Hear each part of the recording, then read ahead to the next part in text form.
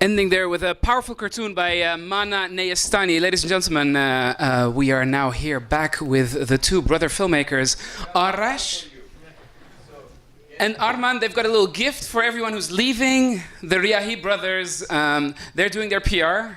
And while you respect their PR, I'm also going to ask them to come to the front so we can ask our questions. Now, it is customary to start by asking some questions from the filmmakers, and I'm looking for the second one. But I'm actually going to break convention by asking the first question not to you, but to one of the. He's coming. Don't worry. Yeah, we've got it all under control. They're so. I want to say German, but they're Austrian. You know, very gründlich. Very like everything is under control. Very non-Iranian of you, but very great to have you here. We learned something in the last 30 years. So if you will, one more time, an applause for our brother filmmakers, the Riahi brothers. Thank you.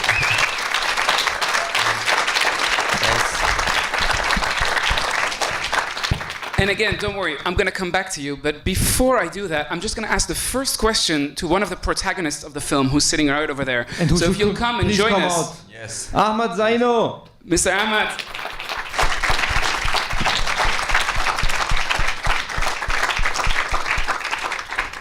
Now, the reason why I'm asking you the first question, and you can think about it while you come on stage, is you just saw it for the very first time together with this audience. So, in 2 sentences, first impression, please.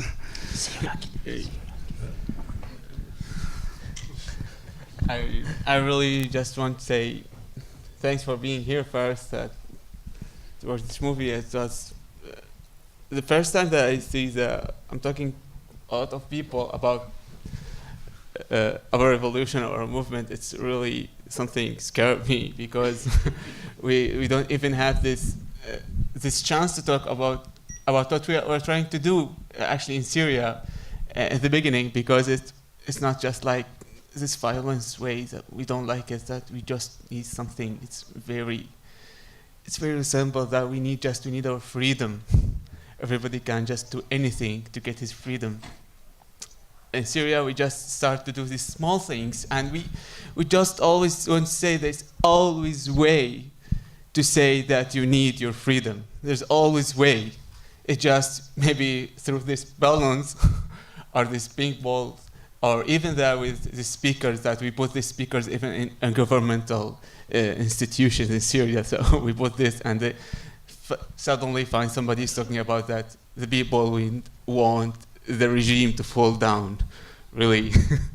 And this peaceful movement, or even non-violence movement, it's something really embarrassed me, that when even I heard this song about the Syria, and we did. And by the way, I have been arrested exactly before we put these speakers. We distribute this and spend 1 month in the jail under torture of this, but finally I get out.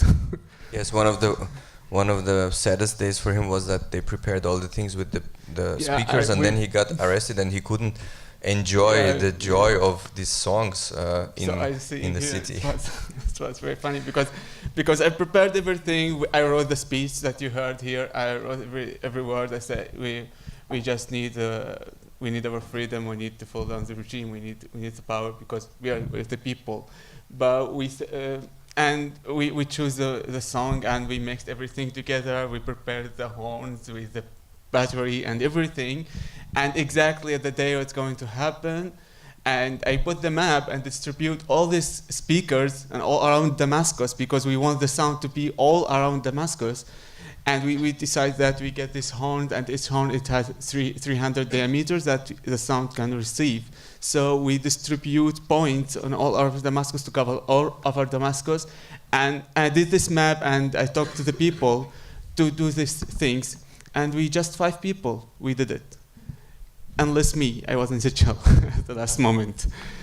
So somebody's put the horn in instead of me, because I've been arrested. So, and now I can see the result. Really, is the first time I see the result, because somebody when I came out told me that, do you remember there's something that happened in Damascus when the people they said this speech and this song? It was awesome. It really touched me. I said thank you. And even for the for the bulls. That it's really it was really amazing that he says, "Oh, it really works." Oh my God. Well, Ahmed, we're very happy that you were able to share this with us, this film, and to see it, and so beautiful to see this raw emotion from someone who sees the result visually. Yeah. For people, there is a little memento, and it's also to remind you to vote and to remember this film, the balls, the ping pong balls that appear in the film, but more than just a memento of the film, it's to remember what's still happening in Syria today. So Ahmed, I'm going to come back to you, but I have a few questions for the filmmakers first, and I'm going to keep my questions short and sweet because I can imagine that you have many questions for the filmmakers. So first of all, for you guys, this is a bit of a kaleidoscope of many different social movements, political movements that were happening all over the world. How did you pick these ones? What was the process? Why did you say, okay, we're going to go to the Occupy movement and we're not going to focus on something else that was happening in the world? Because it seems a little bit random, but probably there is some thought behind it. I hope that there is some thought behind it. I think some of the movements are very obvious. You cannot deny the Egypt. You cannot make such a film without Occupy, without Spain, which is the biggest movement, so this is not random. And of course we also wanted to have one or two countries, like Iran means a lot for us because we are from Iran, we live in exile since 30 years and we want to also show that you can do different things. And also Syria is like the lost battle of non-violence, which was only 6-7 months, and this was like kind of, we wanted to tell the untold story of Syrian fight, that there is something else possible, there was something else, but empirically you have to have 2.5 years of non-violent fight, activism, if you wanted to have more chances to succeed. So that was one of the reasons, so that this is like why we had it. Well, it's funny because you talk about lost battles. It took you over 3 years to make this film. And in those 3 years, you saw that a lot of the causes that you were following were kind of failing. Like you were in the editing stage and Egypt, which was one of the success stories of the nonviolent movement, became, first Islamized and then became a military dictatorship, or it's going towards becoming a military dictatorship. And many other of the issues that you followed, like Femen is now being discredited, the Occupy movement is kind of silent. What does it do to a filmmaker to edit this film and work on the material of all these people that you followed passionately and see kind of the movements flickering out? So this is a really big misconception. I'm happy that you say this, because what you say is actually not really true, because if you look at the movements, they are fighting against things, against systems, establishments that are there for a long time. Decades, even more. So, for example, to say that in Egypt, from Morsi it went to military regime is wrong, because the military regime was there long ago. Mubarak was from the military. The military in Egypt is a working economic system in its own. The military is the most powerful they have, and it's based on money. It's based on economy there. So. You don't have to forget that these movements, for example, Occupy, people sometimes laugh about them. They say, okay, what are they doing? They go there and dance around and make some actions and occupy bank lobbies. But they go into the heart of the capitalist system. They try to change a system which has been built here for 150 years. So they have a long way to go. They are not trying to change the legislation of something very specific. They are trying to change the system, which is you cannot after 2 years say, okay, you failed. There's the battles are small, the wins are small, and there is a long road ahead of them, and they have to fight. And it's statistically proven that you need this time to pass. In Egypt, people think that, okay, wow, it happened in 2 weeks. They overthrew Mubarak, but in reality it took them 8 years, or more. Yeah, so but I have to say also that you are kind of a typical victim of the mass media. Really, your points of view are exactly what mass media is telling the people. You don't see anything about Occupy anymore, so it's dead for you. We were there, some I don't know, it was CNN or Fox or whatever. It was around the anniversary, but it was like one afternoon before they met. someone was, some interviewer person, some journalist was walking around the Zuccotti Park. No one was there, and the person was saying to the camera, "You see, their Occupy movement is dead." So another example is really, in this film, Professor Andrew Ross talks about the rolling jubilee. This idea they have to buy the debt of people because you can buy it from banks in over the secondary market. So by now, Occupy has bought the debt of the sum of $20 million. They have bought and freed a lot of people from the debt. Huge amount of people. You don't hear about it. Another example is Occupy Sandy. After the hurricane, Occupy was the first movement to be in the communities, helping the people, supplying them with things they need, and they got big respect of it. But this is things that you don't hear in the mass media. It's not media sexy. Yes, no, and also not, about Syrian non-violent movement, you don't see this. Even some Syrian people that we met and who saw the film, they said, "Oh, wow, we didn't know about this." So this is like one of the most important things, that at the end of the film, Reverend Billy is screaming and saying that we found out that real protest is living with each other, unmediated life, that we make our own media. And that was for us also the starting point of the film. When Iranian elections 2009 started, people started to be their own media, to film the stuff, and now more and more the films that people shoot themselves are the reality and not what we see in the media. And also Arab Spring, you cannot change this, a continent that had not had a lot of democratic. Of course, it's a process that will take years and decades, and many other documentary films have to be made, maybe by you guys, for us to see the result. And I can completely sympathize with the fact that you have to stop filming at a certain point, and you have to stop editing at a certain point, and it's a moment. But when I did see your film, what really did struck me is that for many of the groups that you followed, you do very little to provide any kind of background to why these movements came into existence, who these people are. You have the Reverend up there, you have someone from the Yes Men, you have Femen, and of many of these groups, do you just assume that people know these people, or is it for you like not so important? People are activists, they're active, and who they are and why they came to their activism, it's something that we don't need to discuss in the film. Why was that decision made? It's very, very clear decision.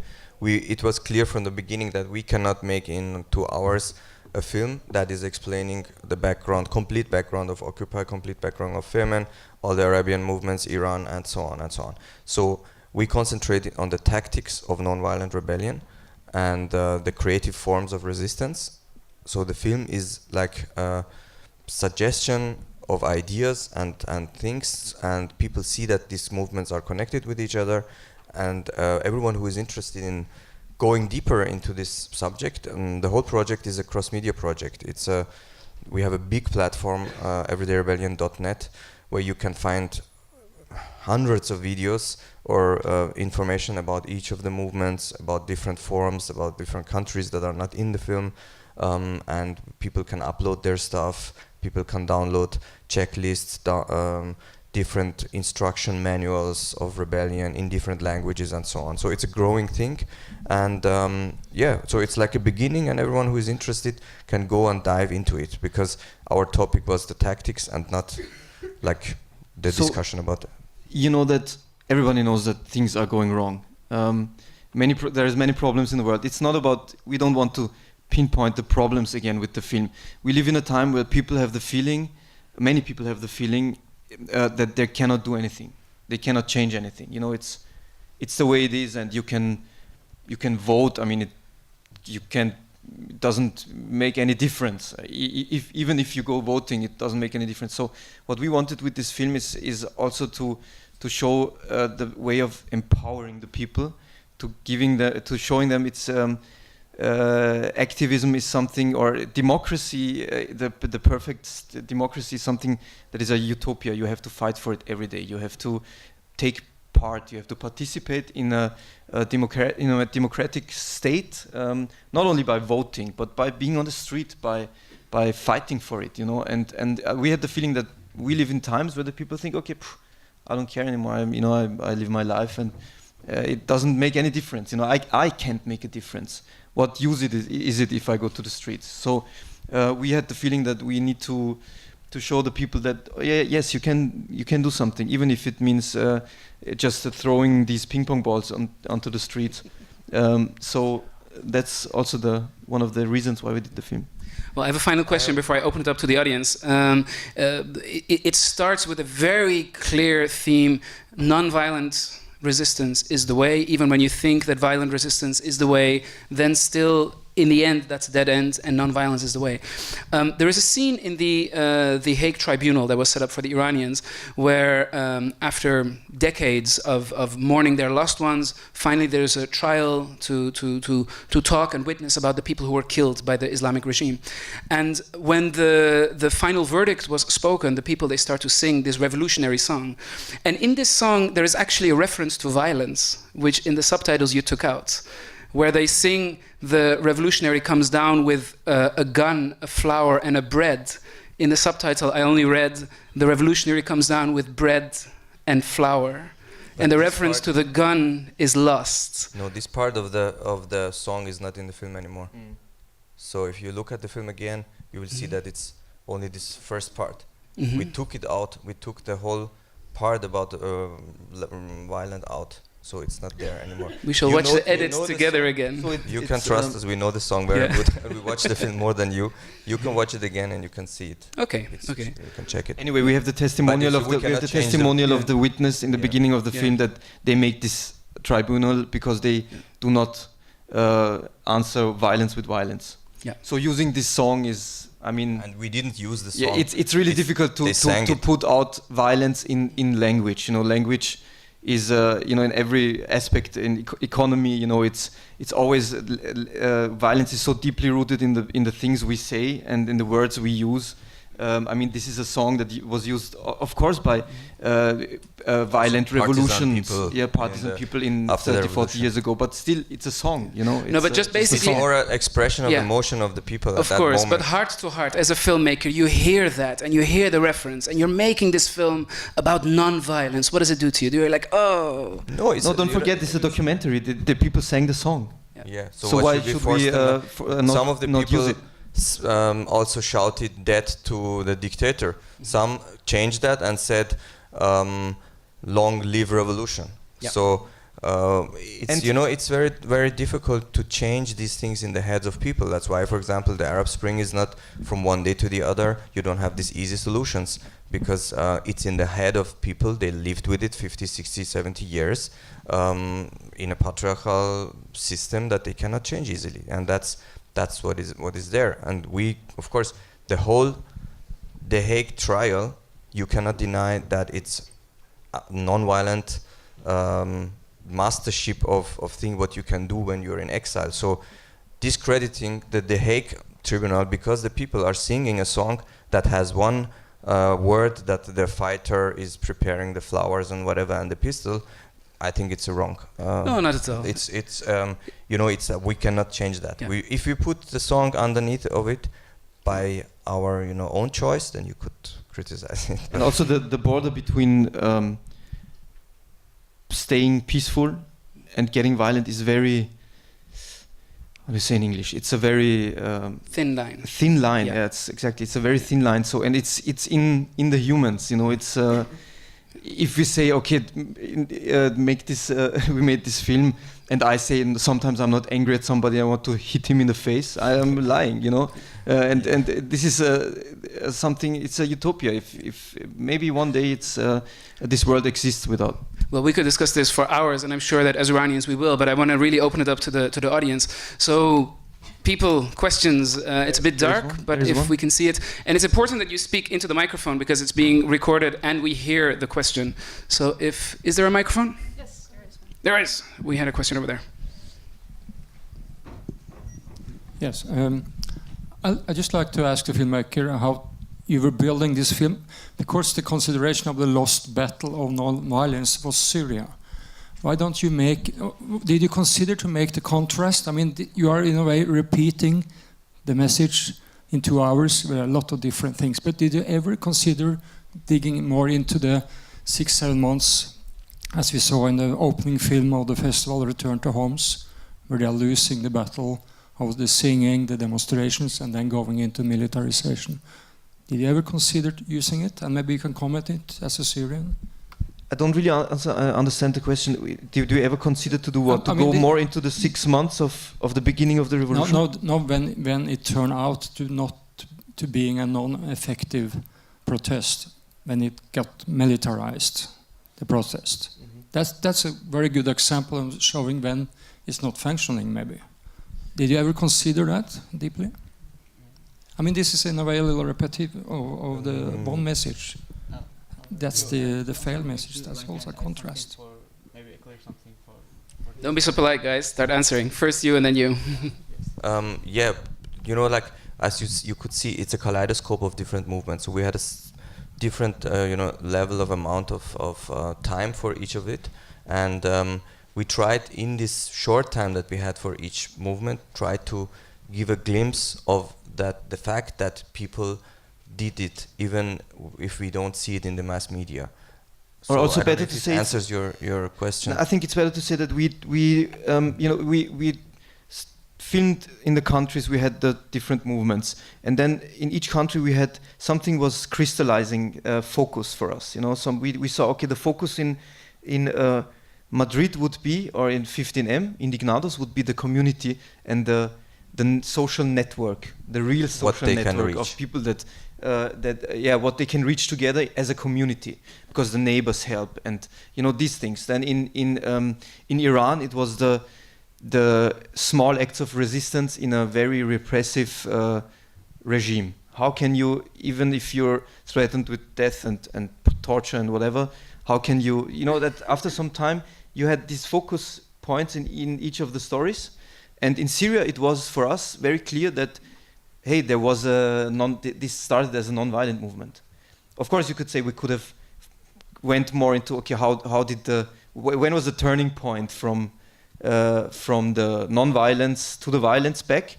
But it was it was not easy to stay with or to put everything we wanted in one story, because we have also, of course, people in there. We have activists that we want to portray. We want to show them. We want to show their lives. So it was for us even more important to follow Ahmad into his refugee life, you know, than to focus more on the movement, as you would have suggested. Yep. Actually, I just want to add something here, because about this movement, it was the beginning of the revolution.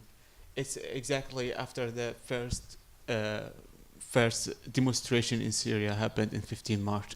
We start to deliver the message to our people, but we cannot do it. We cannot do it highly, just like the people in Wall Street. They can stand up and they can make stand-up show to explain everybody what we want and how we can do it. We don't have even the chance even to think it sometimes in street, because you're always thinking about this man is from security forces is going to arrest me because I'm thinking. We're really afraid of this. So even that we're trying to say that even for this little chance, we're going to fight for our freedom. We're just to deliver this message. In the beginning of the revolution, what happened in Homs, or what happened in Hama, and everything is expanding. The beginning is just with this small ideas. It was in Damascus, where nobody, even the armed groups, can do anything in Damascus. We did it. Where next to Bashar al-Assad's home, with something is very funny. I think most of you like it, the ping ball idea. So you can watch the security forces just collecting the ping balls, and we just run out.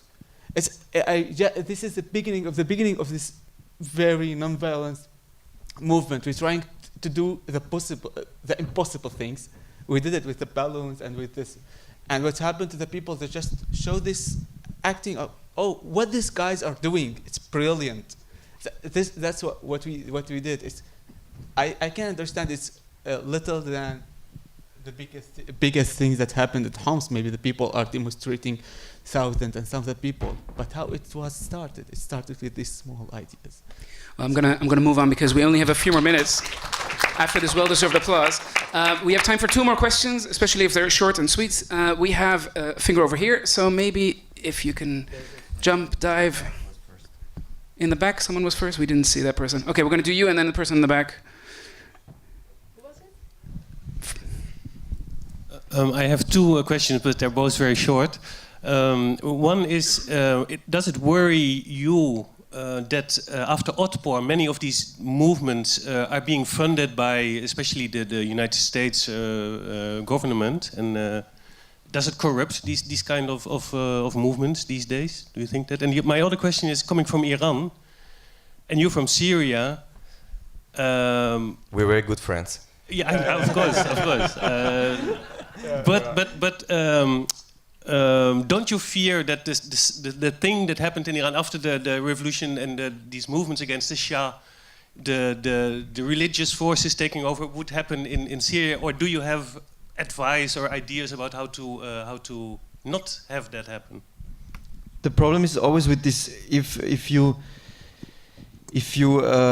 see that maybe the Islamists or some fundamental religion. What I want to say? This is fundamental religion. Anyway, so fundamentalists, yes, want to take over. Do you accept then to stay in a bad state or in a situation that doesn't work for you? So only because you see maybe in Egypt they try to, and they tried with in Egypt with the wrong methods to stay in the power. Would you then rather decide to stay in in this bad situation? No, you wouldn't. You would try to fight it. You would try to fight the situation, and you would try to fight for your freedom. So, if these groups take control and if they take power, it's again up to the people to, when they do the wrong way, when they go the wrong path, then they have to show them again, this is not the way we want to do it.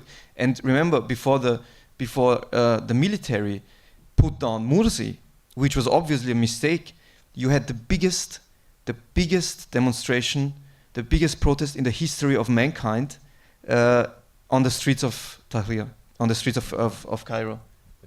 22 million people went to the streets. Okay, I won't say that all of them, nobody of them was like invited to go or whatever, but anyway, it was the biggest protest and it came from the people. Yeah. Then the military came and put them down. So we trust, I think, in the long term, and in the power of the people. If they can overthrow a government that is wrong and is killing them and working against their rights, they can do it again. And the question it's in Tunisia also, like. They are not accepting this, and this comes back a little bit also to the first question. I think it all needs time. And also from the point of the West, it's a problem that we want democracy, and then the Mursi or whatever or the Hamas are voted in a democratic way, and then we don't like it, and then we kick them out undemocratically. This is very stupid. So then we give everything in the hands of the radical people. If we stick to the rules and to the principles, after 4 years they can be voted out. They can show how bad they are doing it, and it's the same with the right-wing government. Like politicians, when they come to power, they show that they can do shit, and then 4 years later, the left wings come up. Your first question about, of course, some of these groups, there are these accusations that Otpor and Popovic and these groups are at one time financed or co-financed by some foreign whatever funds. I think it's a fact that this is happening at some places. It's not very transparent what it is and so on, but when you ask them, they say a little bit like what this Syrian woman says. She says, I take money from the devil to help those who need it. So fuck it, give us the money if you think that if it's a good movement and so on. We take your money that is maybe dirty, which is they have to work on it on their own moral thing, and use it for something good. It's not, we cannot say anything. But the thing is, you cannot import a movement. That's very important. You cannot import. You can put money in there, what you want. Yes. If it's not a homegrown, authentic revolution which uses the culture of this country, which uses the little details that the people know and use and are used to, and with whom they can win their hearts. If it's imported, forget it; it will not work. Yeah, so there was never one revolution which was imported by bad Serbian guys or Americans. CIA they use force. They use this. They make a military coup or something. This is the way they do it. That's their thing. Based on that, unfortunately, we have to end the discussion. It feels very unnatural because we're in the heat of it and we're in the middle of it, and there is, I guess, about 20, 30 more questions. But it's a time-honored IDFA tradition that when they catch you at the bar, they can get more answers if they buy you beer and wine and whiskey, whatever else is that you drink. Especially if they do that. You don't need to do that. We wait outside and you come and ask us whatever you want. They're friendly people. They're Iranians and Syrians. Very friendly people. So come and talk to us. We're going to close up for the next film. Thank you so much. Thank you so much. Don't forget to vote for us. It's the only thing